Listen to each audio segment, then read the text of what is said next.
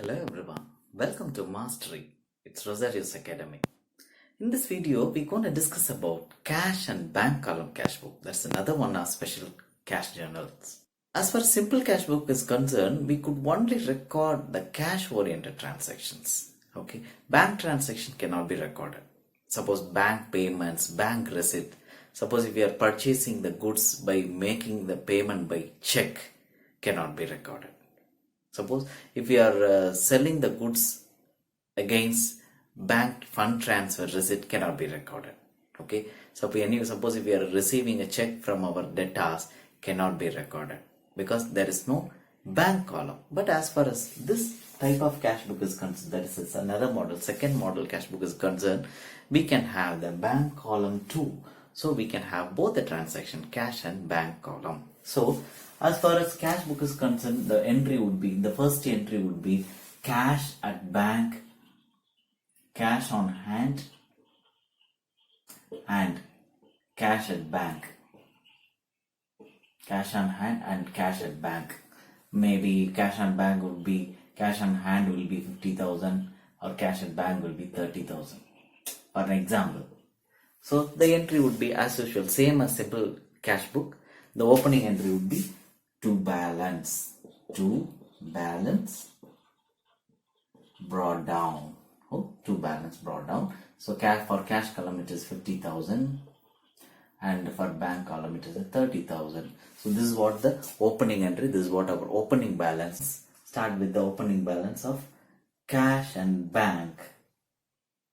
We have to record it in the debit side. Okay, that is another type of special category of transaction we can record here at two column cash book. That is nothing but contra.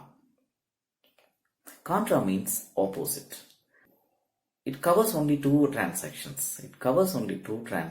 One is cash deposited with the bank and cash withdrawn from bank for office use. Only these two transactions are called as contra transactions, contra entries, because the both aspects can be recorded here. When we are depositing cash into the bank, for cash column it is a payment and for bank column it is a receipt. Okay, let me show. Suppose 2nd of March, say for an example, cash deposited of 5,000. Cash deposited of 5,000 into the bank. Okay, so the entry would be for cash is going out of the company to our bank account. So for cash it is the payment. For cash column this is the payment. So for payment side we are writing 5,000 in cash column. As far as bank is concerned, it is the receipt. Our bank is concerned, it is a receipt. So we are writing the receipt side in bank column. Okay, this is one of the contra entries. Okay, so the contra entry should be specially denoted with the character of C in ledger folio. So here cash is going out.